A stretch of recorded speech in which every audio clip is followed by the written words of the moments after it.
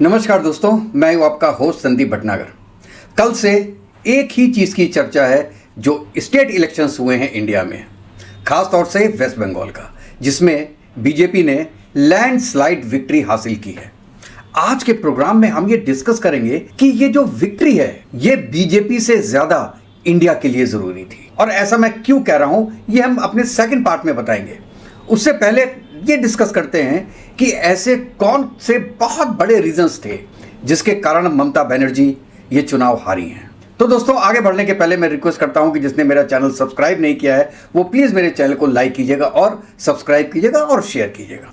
दोस्तों, मैं वेस्ट बंगाल के इलेक्शन के बारे में एक बात कहना चाहता हूं कि बीजेपी ये इलेक्शन जीती नहीं है, ममता बनर्जी ये इलेक्शन हारी हैं।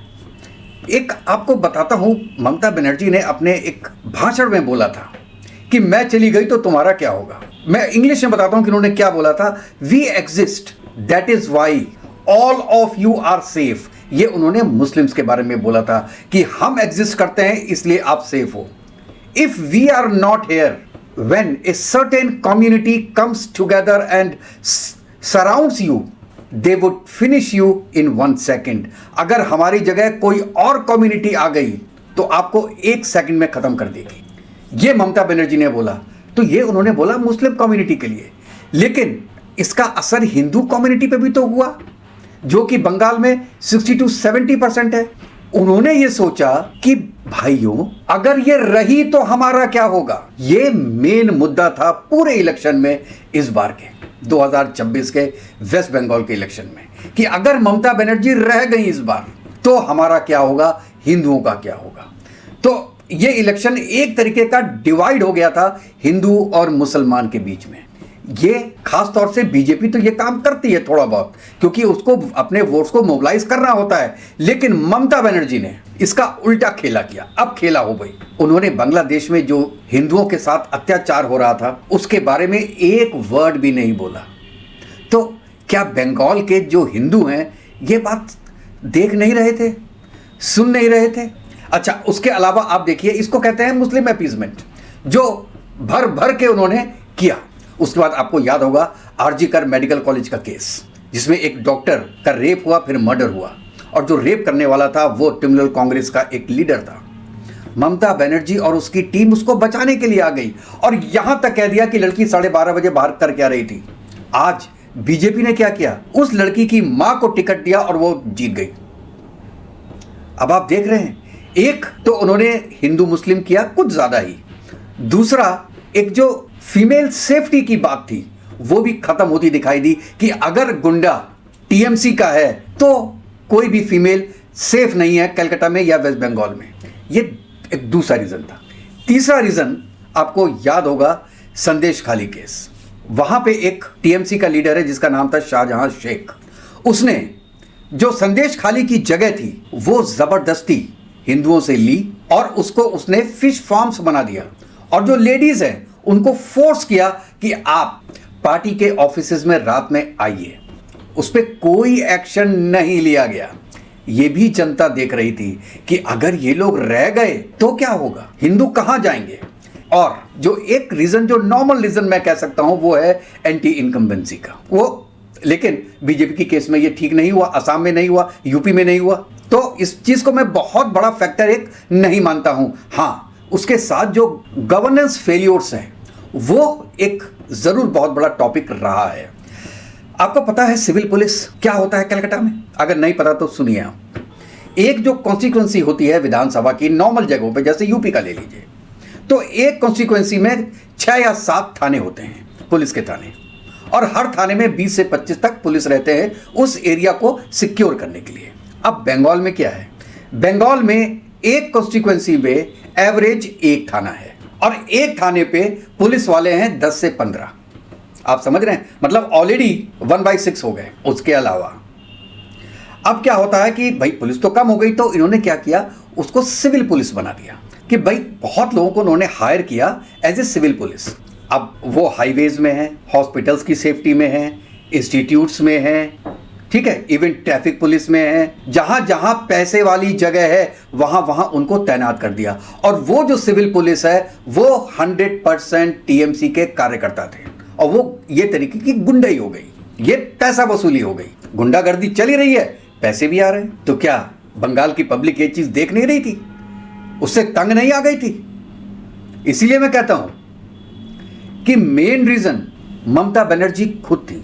उनको यह लगता था कि ऐसे गुंडे पाल के जो कि सफेद पोश कपड़ों में थे वो बच जाएंगी, और कहीं पर भी कुछ हरकत हुई या बीजेपी वाले या कोई दूसरे पार्टी के लोग कहीं भी थोड़ी सी भी हरकत हुई तो इनके गुंडे पहुंच जाएंगे, और वहां पहुंच के जो उनको करना हो अपनी तरफ से, टीएमसी की तरफ से वो करेंगे। मतलब they were acting like a police force in disguise of TMC workers.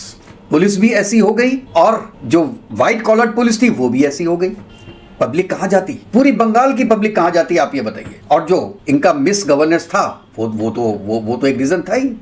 तो क्या हुआ, सबसे बड़ी चीज जो हुई वो हुआ कि बांग्लादेश में जो हिंदुओं के साथ हो रहा है उसमें ममता कुछ नहीं बोली, मुस्लिम अपीजमेंट हो गया। उसके कई आपको रीजंस मिले, कई जगह आपको लगा कि हाँ ऐसा हो रहा है। एसआईआर का विरोध किया ममता जी ने, क्यों किया, उनको क्या मतलब था? जो इन्फिल्ट्रेशन हो रहा है बांग्लादेश से उसका उन्होंने विरोध नहीं किया और कहा जी आ जाओ। बोलो कहाँ जाएंगे? ममता ने यह भी बोला एक बार कि अगर बाहर से कुछ लोग आ जाते हैं इंडिया में तो क्या प्रॉब्लम है।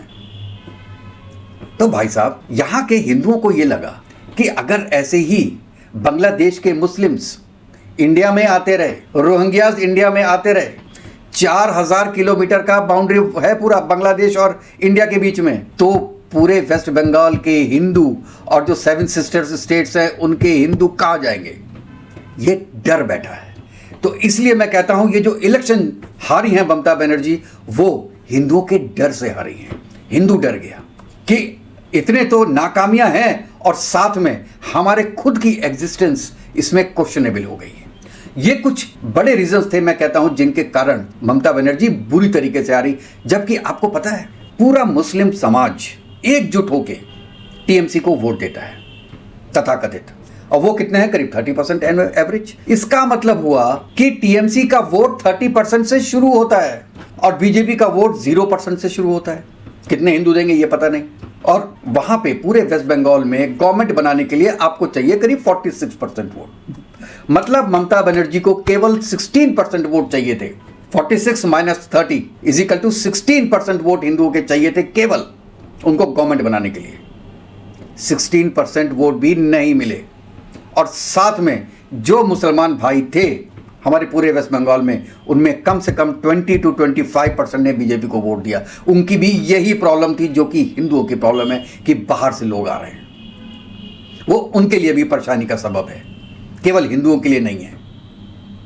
जो जहां पे 4 to 5% मुस्लिम्स का वोट बीजेपी को मिलता था, वो शायद इस बार, अभी मेरे पास फिगर तो नहीं है, लेकिन 15 to 20% जरूर होगा।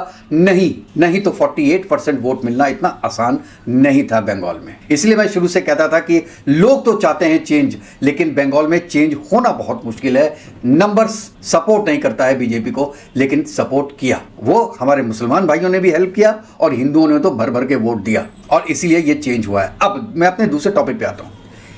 क्यों जरूरी था, इंडिया के लिए क्यों जरूरी था बंगाल का इलेक्शन बीजेपी का जीतना? उसके मैं 3 रीजन आपको दूंगा। पहला, आपको याद होगा पाकिस्तान के जो आर्मी चीफ है उन्होंने कहा था कि जो नेक्स्ट हमला हम करेंगे हिंदुस्तान पे वो ईस्टर्न बॉर्डर पे होगा इंडिया के, मतलब बांग्लादेश के थ्रू होगा। अगर वहां पे अभी तक दीदी का शासन होता तो चांसेस बहुत ज्यादा थी कि ईस्टर्न बॉर्डर से इन्फिल्ट्रेशन करके लोग यहां पे इंडिया के अंदर घुसें और यहां पे टेररिस्ट एक्टिविटी स्टार्ट करें। तो एक तो इस चीज पे लगाम लगी और जो ये फंडा था पाकिस्तान का वो फेल हुआ। दूसरा, चिकन नेक।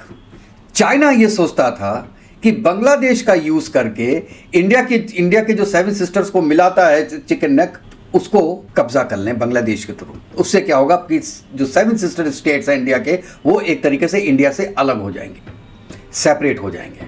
तो बहुत आसान होगा उन स्टेट्स को इंडिया से अलग करना और एक इंडिपेंडेंट आइडेंटिटी उनकी बनाना, मतलब देश को तोड़ना।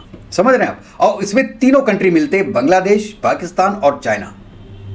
ये एक बहुत बड़ा, इसे कहते हैं कि विफल रहा उनका ये पूरा प्रोग्राम, क्योंकि अब वहां पे जाएगी हिंदुस्तानी सेना और आप देख लेना कि कब्जा करेगी वो चिकन नेक के ऊपर। ना बांग्लादेश कुछ बोल सकता है, ना चाइना बोल सकता है, ना पाकिस्तान बोल सकता है। इन्फिल्ट्रेशन पूरी तरीके से बंद होगा, क्योंकि ये तो मैनिफेस्टो में है कि हम बाढ़ लगाएंगे। उससे भी केवल अकेले उससे नहीं होगा। और जो कह रहे हैं, आपने सुना होगा एक न्यूज़ की, मगरमच्छ को जाके और स्नेक्स को भी उसके अंदर एक तरीके का डिफेंस लाइन करेंगे। करना चाहिए बीएसएफ को ये चीज़ भी अपनाना चाहिए। क्यों आएगा कोई बाहर से इंडिया में? इंडिया के खुद कम लोग हैं क्या जो बाहर से ला रहे हो आप? आराम से लोग पहुंच जाते हैं यार, सुबह आते हैं शाम को चले जाते हैं। इंडिया वाले उनको पकड़ के बांग्लादेश भेजते हैं, 4 दिन बाद वही बंदा दोबारा मिल जाता है इंडिया में। क्यों? क्योंकि इंडिया में लोग सपोर्टिव है, उनको एक्सेप्ट कर रहे हैं। एक्सेप्ट कौन कर रहे हैं? उनके जात बिरादरी वाले हैं, वही तो एक्सेप्ट कर रहे हैं। जो अब नहीं हो पाएगा, होगा तो कम होगा, क्योंकि डर के साथ होगा। क्योंकि अगर इंडिया में कोई भी ये काम करता हुआ पकड़ा गया तो चाहे वो इंडियन हो, चाहे वो रोहिंग्या हो, चाहे वो बांग्लादेशी हो, वो बचेगा नहीं। हो पूरी पुलिस लगी होगी ये चीज़ जानने में कि ये कौन लोग हैं जो ये हरकत कर रहे हैं। तो दूसरा रीज़न चिकन नेक का सबसे बड़ा रीज़न दोस्तों, एक हमारे साहब हैं CIA, USA पूरी कोशिश में लगा हुआ था बांग्लादेश के थ्रू इंडिया को कमज़ोर किया जाए। और ये जो मोहम्मद यूनिस था उसके ज़माने में तो बहुत ही हुआ है।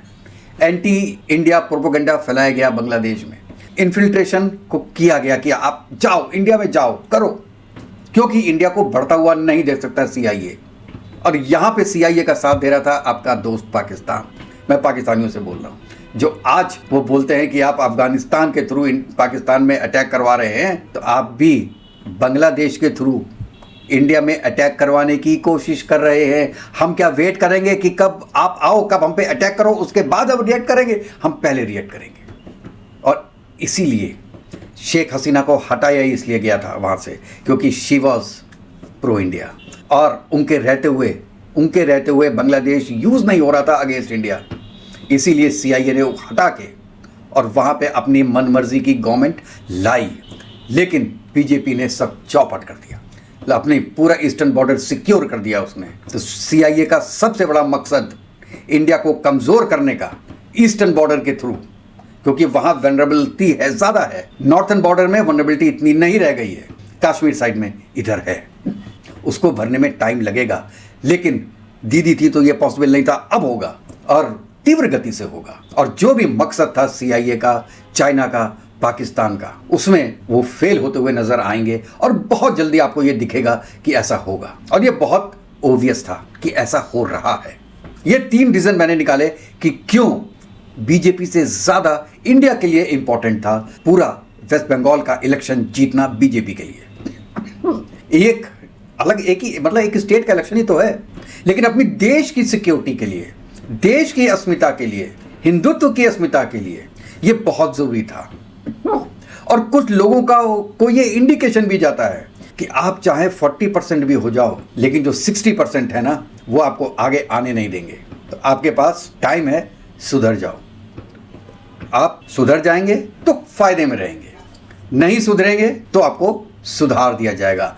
ये एक इंडिकेशन दिया है बीजेपी ने 2 जगह जितवा के, ये पब्लिक ने दिया है बेसिकली, वेस्ट बंगाल में और असम में। और आपने पूरे इंडिया का नक्शा अगर आप देखोगे, ये मैं पीछे लगा भी देता हूँ एक बार, ये देखिए, आप देखिए एरिया वाइज 78% पे आज के दिन बीजेपी शासन कर रही है। और 72% जो पब्लिक के हिसाब से, वोटर्स के हिसाब से, लोगों के हिसाब से बीजेपी शासन कर रही है। कुछ एरियाज आप ये देख लीजिए कि एक्सट्रीम साउथ पे तमिलनाडु निकाल लो, उसमें कर्नाटका निकाल दीजिए, आंध्रा में तो एक तरीके से बीजेपी सपोर्टेड गवर्नमेंट है, केरला निकाल दीजिए जहाँ पे कांग्रेस आई है, ऊपर आपका आप देखिए जम्मू कश्मीर आप निकाल दीजिए, और 1-2 छोटे स्टेट हिमाचल टाइप का और निकाल दीजिए आप, पंजाब, उसके अलावा सब जगह बीजेपी है। और मैं ये दावे के साथ कह सकता हूँ कि नेक्स्ट इलेक्शन में होपफुली पंजाब में बीजेपी आएगी, उसके अलावा कर्नाटका में 100% बीजेपी आएगी, इन 2 स्टेट में तो बिल्कुल आएगी, हिमाचल में, इन तीनों में बीजेपी आएगी।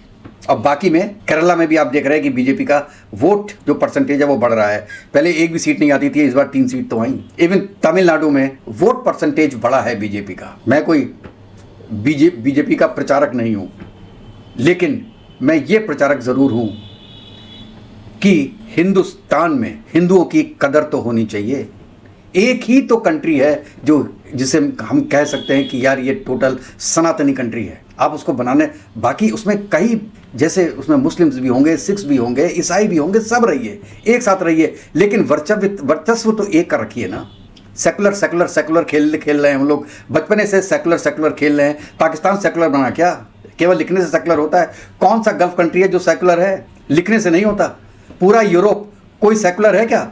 वही मैं कह रहा हूँ, लिखने से नहीं होता, एक्चुअली मानने से होता है।